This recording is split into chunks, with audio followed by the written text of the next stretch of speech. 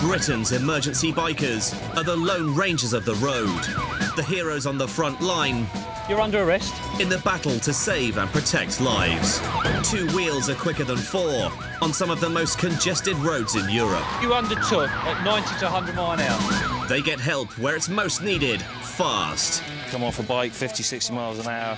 In this new series, some old biker favourites in Essex and Cornwall. And introducing the Biker Paramedics of Bristol. Sharp scratch in your arm? The minute they're on scene, we're right there with them. Right, can we all give us some space, guys? Coming up, a woman stranded on a muddy riverbank. The first concern I've got is, are they going to drown? A cyclist's in trouble. There's no obvious pulse in the foot. Police are on the hunt for drugs. My super nose is playing up already because it's very strong. And the devotion of a wife to her seriously ill husband. I know he would do the same if she was on the other front. We married for better or for worse.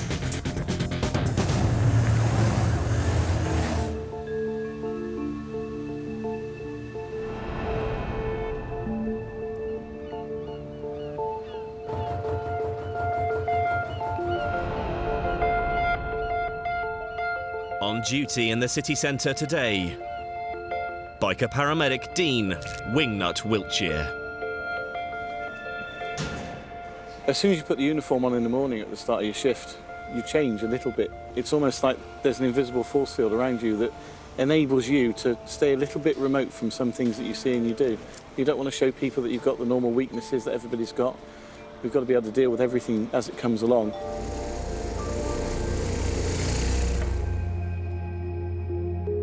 A 999 call is coming in.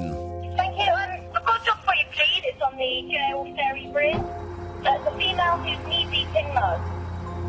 Over. Thank you.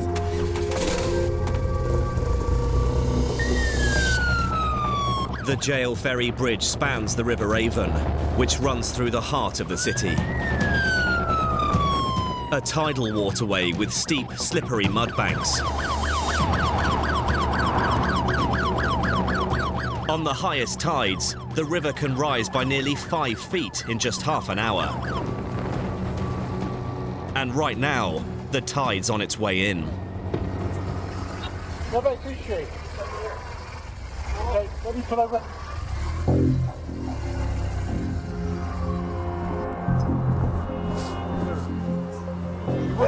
There's no way she can get out. 1082, thank you. This lady is in the river. Can we have fire brigade as well, please, over? The first concern I've got when I see somebody in the mud in a river is, are they going to drown? Because that water will come in. So we've got to get people out very, very quickly. No one knows how long the woman's been stranded or how she got there. In 20 minutes, the bank will be underwater. There's not a second to spare. Right, can we all give us some space, guys? Yeah, Roger, we're going to need potentially mud rescue and ropes. We'll sort it as soon as they're here, over. The woman's upset by the growing crowd of spectators. It's just upsetting her. If we can just carry on moving by, please. A minute later, the fire brigade are on scene. She's down in the river there. She's in the mud with a dog. She's getting really upset with people staring. Don't know how we can get down there. Yeah, if you can close it, it'd be great. She's down in the mud. My worry is that she's going to end up in the water. The mud down there is really, really steep. I need to head on down there to make sure she's safe. It's not only the tide rushing in that's worrying Wingnut. The mud's a perfect breeding ground for tetanus and deadly Weil's disease, which is carried by rats' urine and can infect straight through unbroken skin. As many as 1 in 10 infected may die. Without ropes and ladders, all Wingnut can do is reassure the woman and do his best to keep her calm. Hello, I'm Dean, I'm a paramedic. Sorry? What, by him? He won't get me from there. Just down here, there's loads and loads of mud. If I try and walk in there, I'm going to be slipping off on it next to her, so I can't get any closer at the moment. I need to wait for people with ladders and stuff to get down here so we can get down to her. Wingnut has no idea how long she's been in the mud. She could have hypothermia. With average river temperatures around 10 degrees, muscles and coordination can be seriously impaired within just 20 minutes. I can't, it's too much mud, I can't safely do it in these boots that I've got. There's some firemen coming down now, they've got better boots on, they've got a ladder, and they're going to get you helped, okay? He's quite bitey, apparently.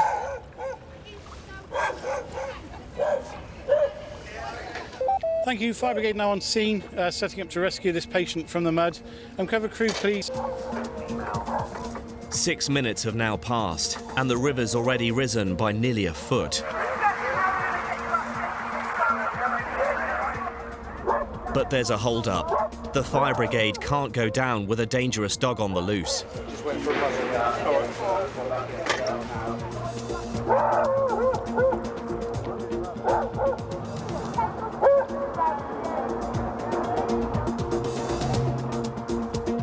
The rescue crews have asked our cameras to stay back, to keep the woman as calm as possible.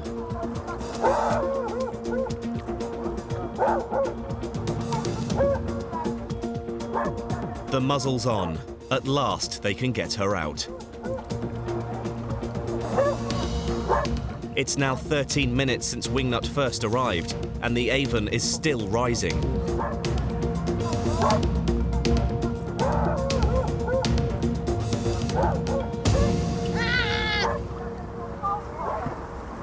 But this isn't the behaviour of someone who's at last safely on dry land. She's shouting and swearing. Wingnut needs to check her immediately, but it might not be as straightforward as he thought.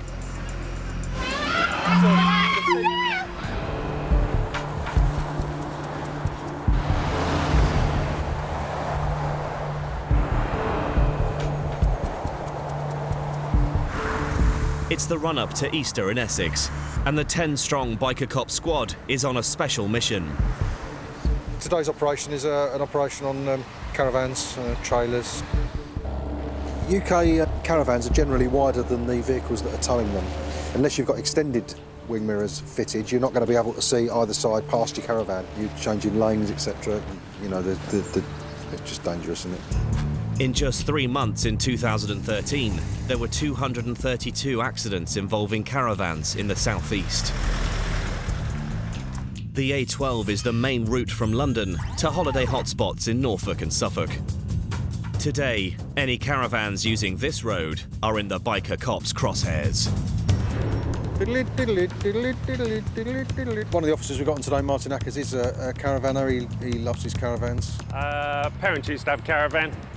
I suppose that's where I got it from. I bought my first van in 2000 and had one ever since, really.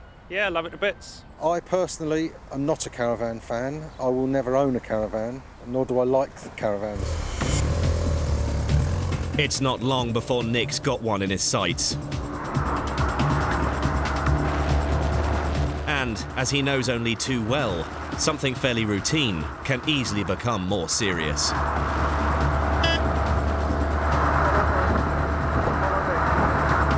Nick signals to the driver to follow him into the services.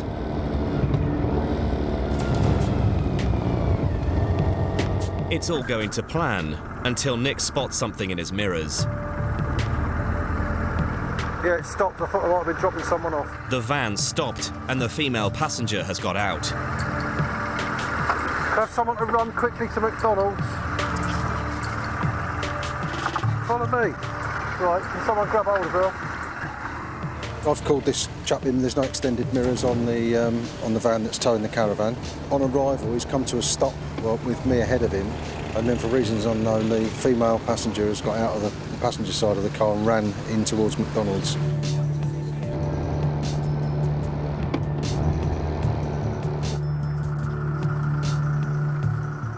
Hello, mate. You all right? Yeah. That causes a bit of a panic there. I thought you'd dumped someone out of the van. No, shame when it does. Oh, that's fine. It's been busted. Oh, that's fine. Okay, no worries. Your van? Yeah. And Caravan, yeah, all yours? Yeah. Have you got your driving licence with you? The reason why we're stopping caravans today is a number of things. Firstly, to check if things are stolen, if you've unwittingly bought a stolen caravan, or all those sort of reasons. We're also looking at people who don't use extended mirrors. Okay. To tow a caravan on UK roads, a driver must have an adequate view of the road behind. So if you come and stand here and just have a look alongside the caravan, you just see your mirror that side, and there you can't. Yeah, you must be using extended mirrors, all right? I can see by the back of your licence that what you haven't got is licence to tow a trailer. As long as I pass my test. Which means you've not actually got a licence. So what's that mean? You're going to take me to drive. Caravan, yeah? There is another way round this. Well, there is if I don't has your girlfriend got a licence? No. Right. Okay. That's what you need to sort out. You can't take this any further, obviously. You'll have to leave it here. Why can't I just go back to London, huh? No. I'm only going to Clacton. Don't matter. You haven't got a licence to drive it, have you? If you passed your driving test after the 1st of January 1997, you need to sit an additional test to tow a large caravan. Does it get you 3 points in your licence? It does. I've only just got it clean, literally last month. I didn't realise that it weren't on there. Obviously, I wouldn't have towed it. Oh, I appreciate that, Alex, but we can't, you know, it's not me that makes the rules, mate. You can't move that. And what, is this going to cost money or what? Just keep it here? Or? Well, yeah, because it's a private car park. They'll charge you, I don't know how much it costs you there. This isn't the holiday the driver was expecting, and it's about to get worse. Just had one of the specials come over. Just 10-7 what it is you want and why. Information has just come in. Yep, received. That has turned this into a drugs hunt. In Bristol, fire crews have rescued a woman from the fast-rising tide of the River Avon. No one knows how long she's been stranded in the mud. Cover crew, please, P2, over. There's a risk of hypothermia, tetanus, severe gastric problems, or deadly vials disease. I've updated control as well from down there, so OK. Biker paramedic Wingnut must assess her medical condition. But her behaviour is worrying. Yeah, I think she's got mental health. Oh, is she? Yeah, she's talking about the amount of testosterone up here, winding a dog up. She's erratic, screaming and shouting. OK, she's out of the water, she's safe, she's on the bank now with the police, and they're talking to her now at the moment. We need still to assess her. I don't know what's going on at the moment, but she is safe.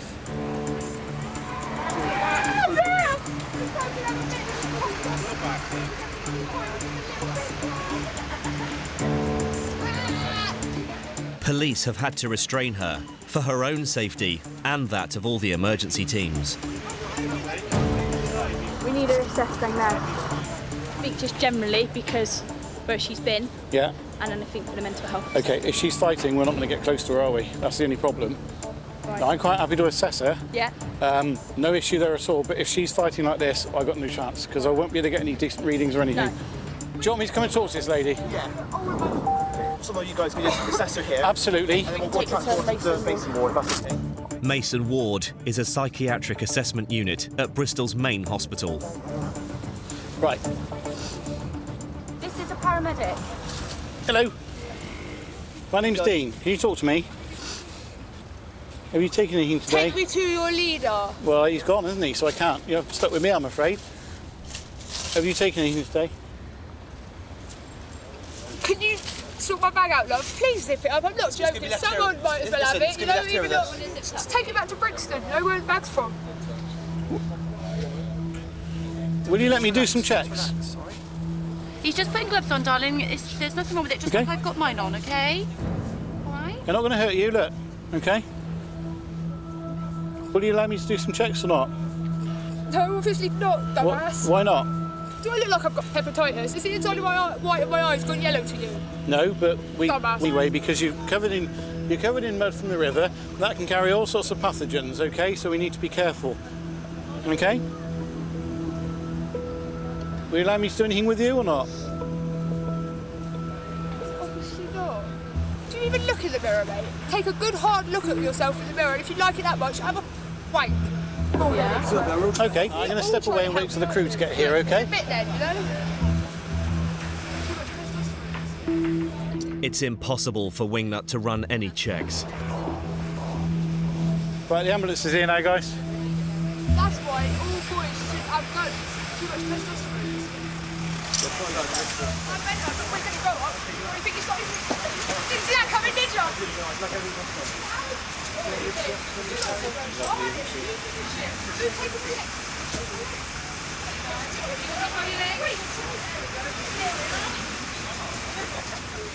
She's restrained, but she is quite violent. She's spitty, she's punchy, so just be a little bit careful, okay? Please, brutality!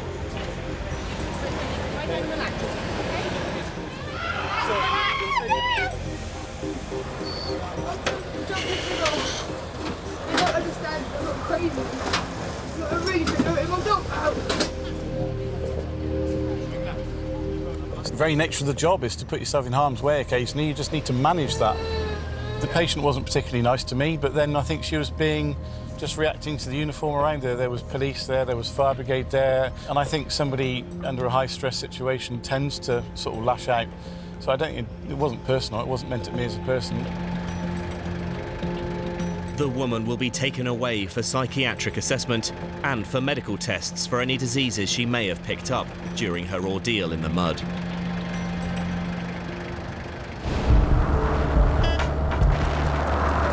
In Essex, what looked like a routine stop for biker cop boss Sergeant Nick Edwards has become something else.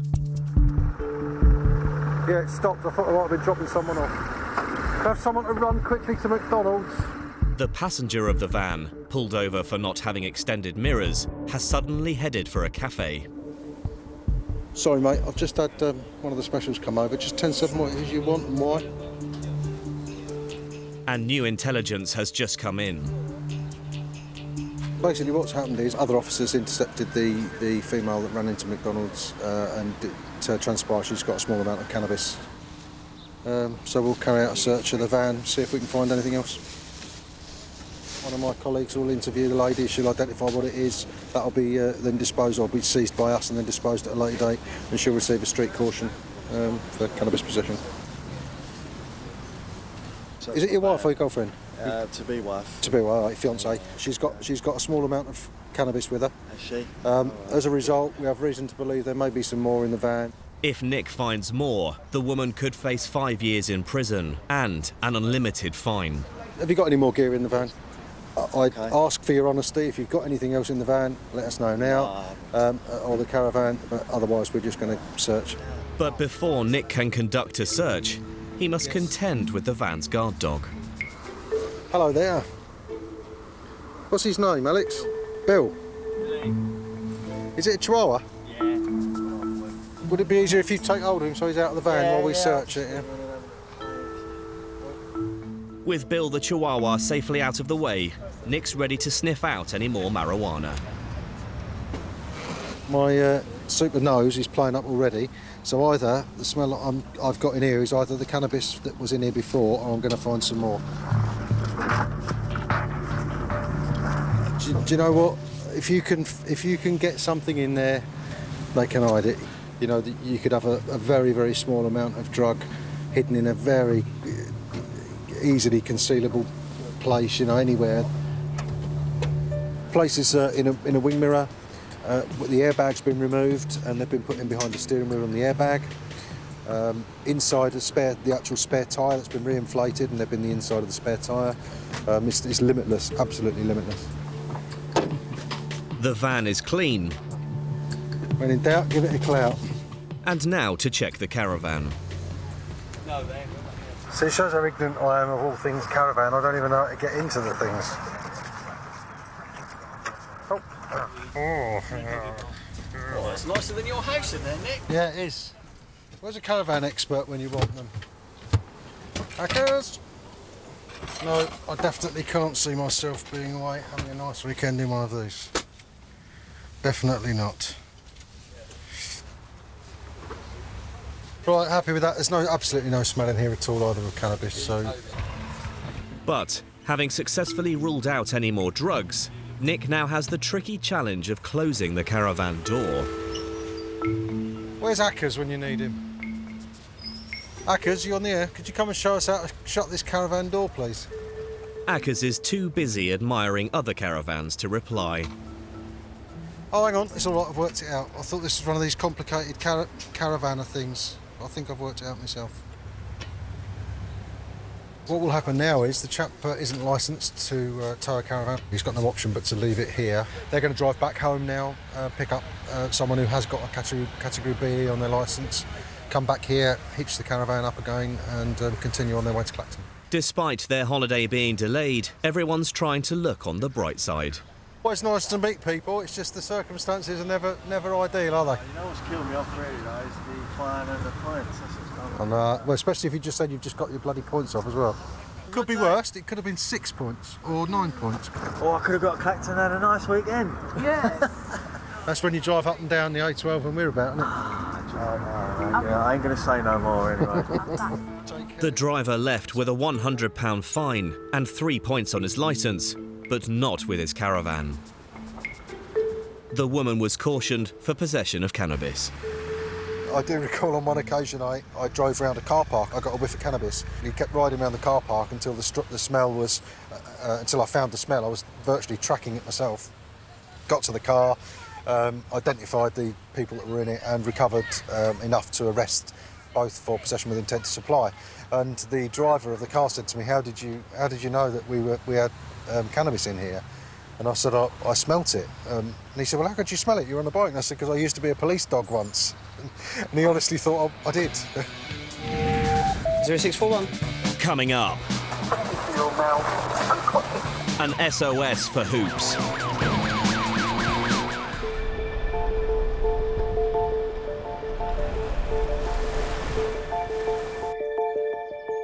In Cornwall, biker paramedic Ian Hooper is on call. Before hitting the road, there's one essential that no self-respecting paramedic can do without. We make time for tea, grab it when we can, because you never know when the next one's coming. So yeah, no, it's an important part of the day, and we'll take it wherever it's offered, really. Well, hang on, got a job. Make your own tea. 0641.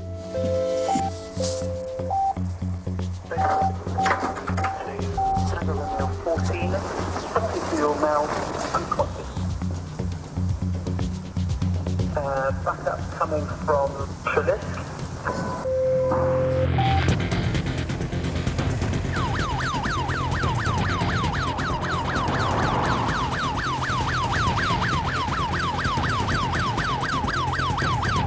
The address is in Camborne, 6 miles from the Red Roof base.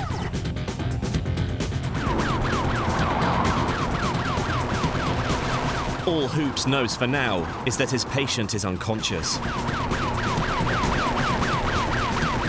From years of experience of doing this job, you do realise that no matter what you're told before you go, it's to keep an open mind. No two jobs are ever the same, no 2 days are ever the same.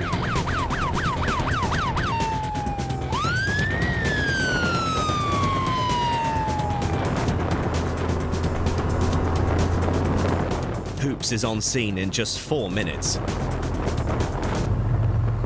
An ambulance from Truro Hospital has just arrived. Alright, are we going in? A responder on scene, is there? As senior paramedic, Hoops will be in charge. Hello. Hello, you're right. All right. This is 73-year-old Keith, Alzheimer's carers coming in. They've come this morning and he's just not his normal responsive self. I can't seem to... There's obviously a pulse there, but it's very shallow. All right. There is a DR in place. Okay. So there wasn't... All right. When we started getting him ready, I noticed he started going a bit shallow. Okay. I thought, no, What do you mean, shallow? Shallow breathing? Yeah. Okay. I thought he was okay.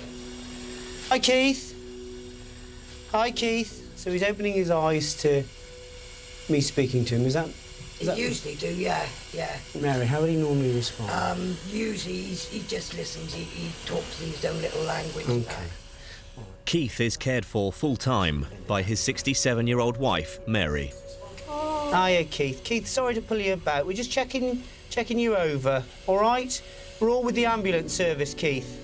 Alzheimer's affects nearly 500,000 people in the UK, almost the same as the entire population of Cornwall, and yet very little is understood about it.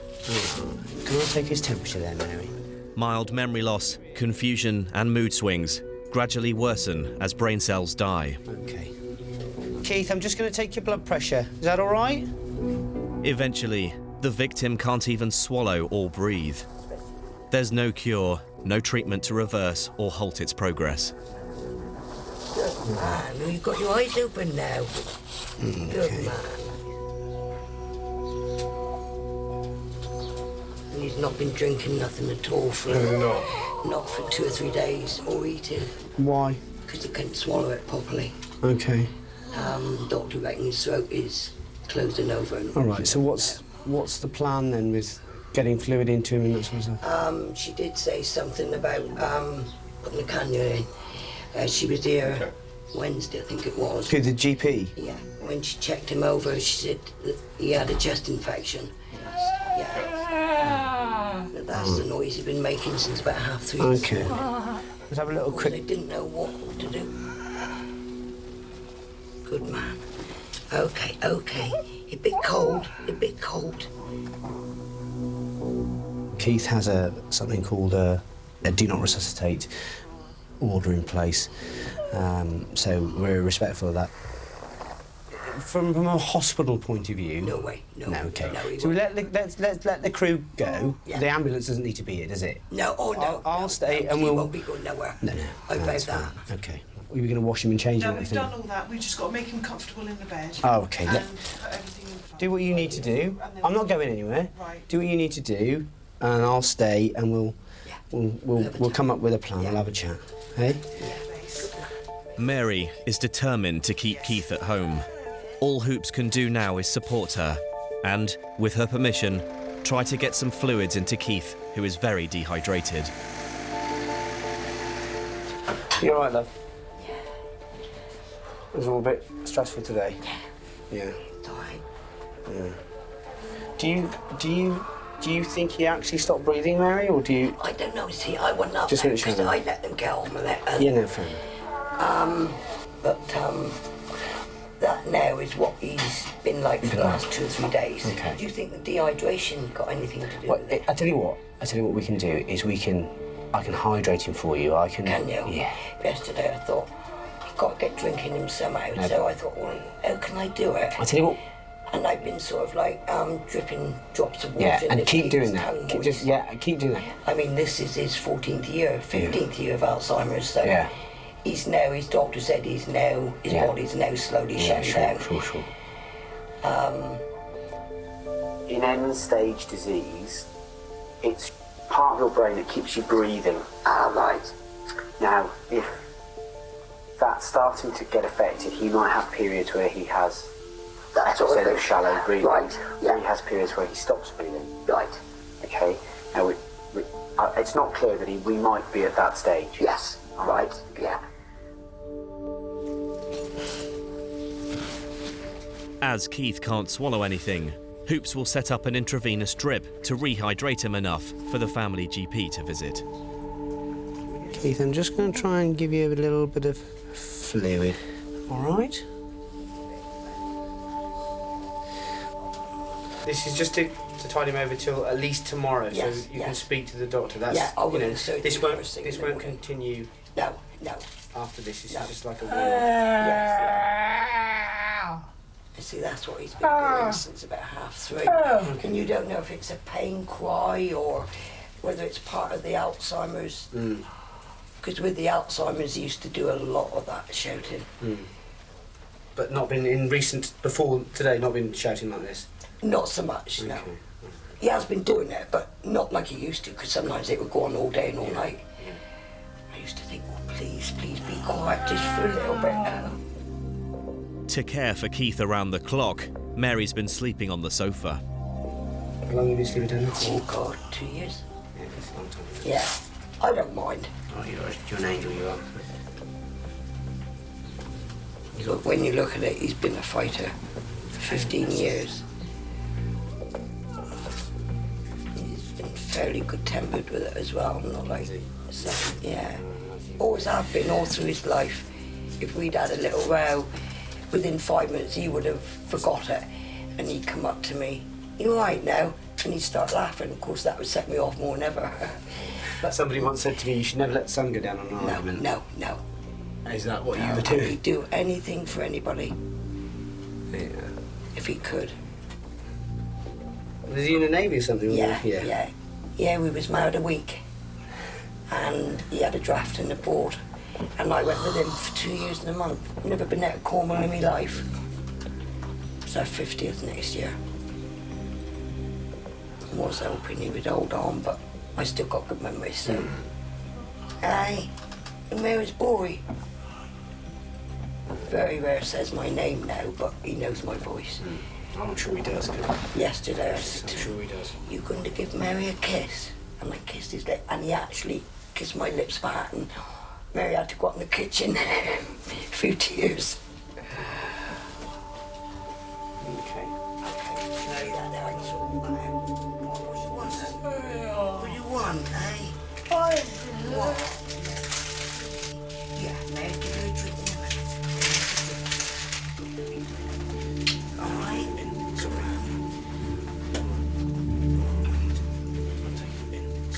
I vowed he would never go into hospital. If anything happens, it will be his own home. I got him at home because I love him lots and I couldn't bear to be away from him. And at this stage, I've quite often been told I can have respite, but it wouldn't be respite for me because there's still little bits of Keith in there.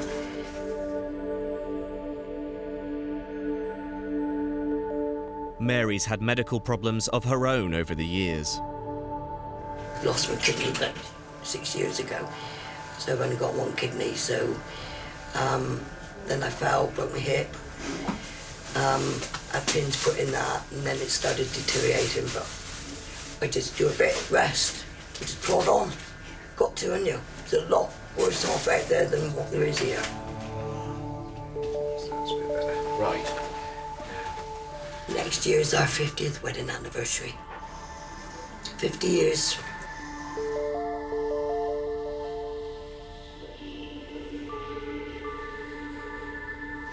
I know he would do the same if the shoe was on the other foot. So we married for better or for worse. Yeah. Keith, I'm just going to take this out of your hand now. That's all right, mate. Oh. Mary's here. Mary's just in the kitchen. That's it. All done. All right.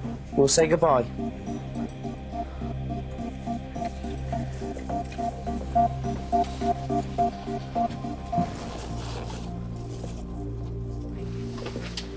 Take care now. All right, mother. All right. Take care of yourself, Mary. Bye-bye. Mary is an amazing woman who is just dedicating most of her life to looking after her husband. And she's coming to terms with some big things at the moment, I think. She's recently been told that Keith is at the end stage of his disease, and there's very limited things that can be done now. So she's got a lot to think about, but she's just fantastic, and they've been together for 50 years, and bless her, she'd love him to hang on to their 50th wedding anniversary, and I'd like to think that's going to happen, but I fear it won't. It's terrible for her.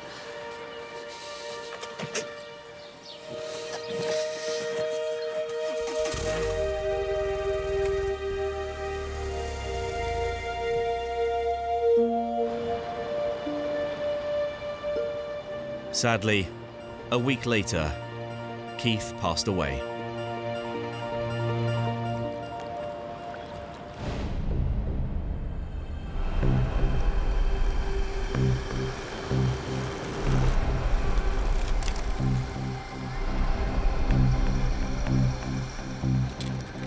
As cyclist numbers increase in the city, so does the number of accidents. In 2013, 3 cyclists were killed in just 10 days. On call today, biker paramedic Tom Sheen. Bike's all checked.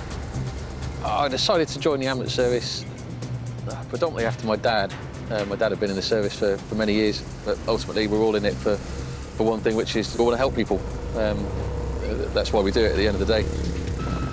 It's now 6 o'clock, evening rush hour. A 999's coming in.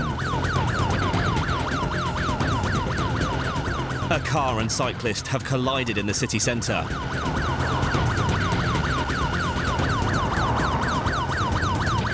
Every day in the UK, 52 cyclists will be killed or injured. That's just in reported accidents. Injuries could be 3 times as high.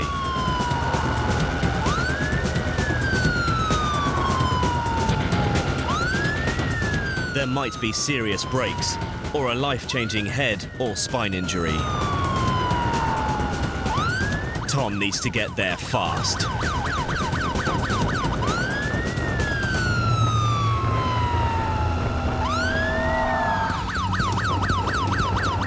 In Bristol, biker paramedic Tom Sheen is 6 miles away from a cyclist who's collided with a car in evening rush hour traffic.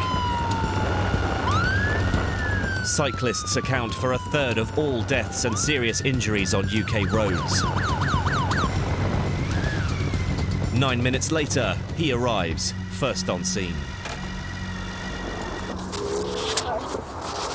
Side-on collision with a car, straight over her handlebars. Her GPS has been fine. She's not lost consciousness and her right ankle's broken. Thank you very much. Kate was on her way home from work when the accident happened. Hello, sweetheart. Hello, this is Kate. Hi, Kate, I'm Tom. Right, you remember what happened? Yeah, I got hit by a car. Okay, did you have a helmet on? Yeah, I did. Yeah, you remember everything that went on? Yeah. Yeah? Any pain anywhere? Yeah, my leg. Apart from that leg? No. Any pain in your neck or your back? No. No? Kept her head stable. There was a little bit of pain in my lower back, but sometimes I was sort of back anyway, so it's... How old are you, Kate? I'm 28. Okay, when I press in here, do you have any pain? It looks like a nasty break, and it might be more than one bone.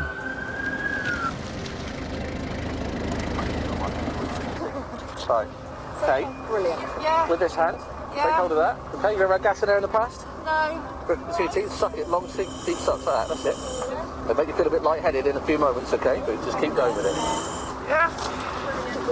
Okay, do you have any medical problems? Take any medication for anything regularly? Yeah, don't worry, that's the gas doing it. It'll start to wear off. You're not allergic to anything? As soon as you stop, Kate, okay? So keep going on it. This young lady's riding a bicycle. She had a collision with a car, gone over the bonnet. She's got an obvious fracture to her ankle, so just try to give her some pain relief to alleviate the discomfort she's in. What we're going to do is, sweetheart, see if we can just pop a little line into your arm. Okay, little needle go in, leave a little plastic tube in your vein so we can give you some stronger pain relief, okay? Tom needs to give Kate morphine before he examines her leg.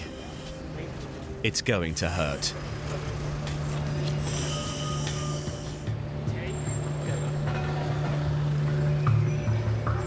Kate, how precious about these shoes are you? Fairly. We'll be as gentle as we can with this. If it's too much of a problem, we're going to have to cut it off, all right? If you go for just pull down from them, you'll be away. I can't go anywhere. Got it. Awesome. Tom's worried that the break is so bad that the blood supply to the foot has been cut off. It's delayed refill, isn't it? Colour should return within 2 seconds, but it's taking twice as long. But there's no obvious pulse in the foot that we can get hold of. This is serious. As soon as you lose blood supply to a limb or a part of a limb, it will start to do damage straight away. The cells will start to die. Ultimately, off the back of that, you can end up losing limbs. Come back an inch, there's a great big vein down there. Tom's hunting for a pulse. Yeah, got one there. Got it.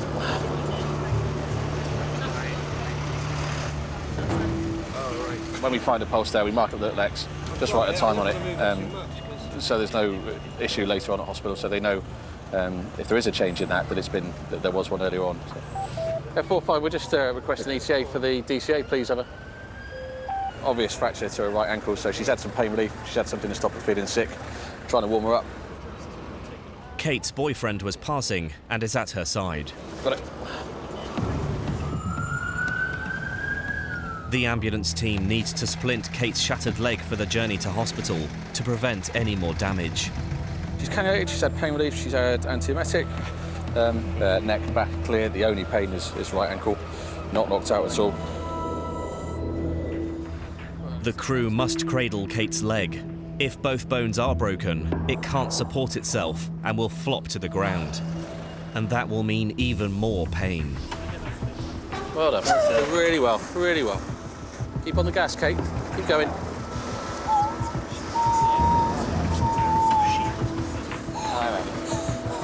Well done.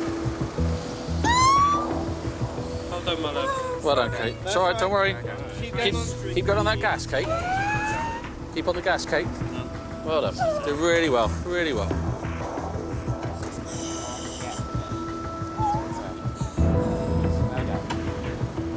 There's splints on, splints around your leg, okay? Just making sure it's all attached properly. And then that's the movement side of your leg done, okay? Get you up onto the trolley, get you in and warm. Some long, deep breaths on that, okay?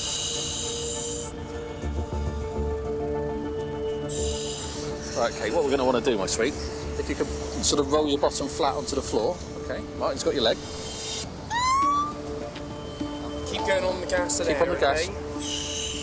Really nice deep breaths. Take that over there a second. Now this thing comes in. What was that? Ankle? Okay. Pop the scoop underneath you and get you up onto the trolley as easy as you can, alright?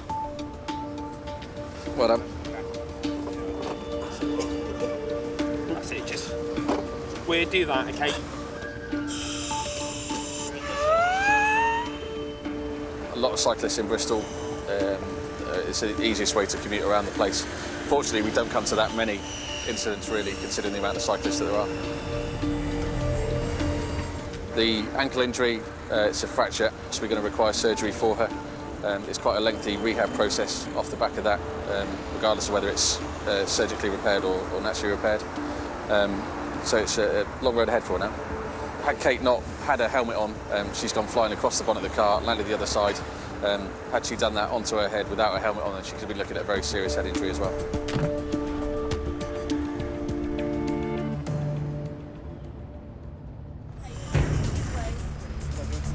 Both bones in Kate's leg were broken.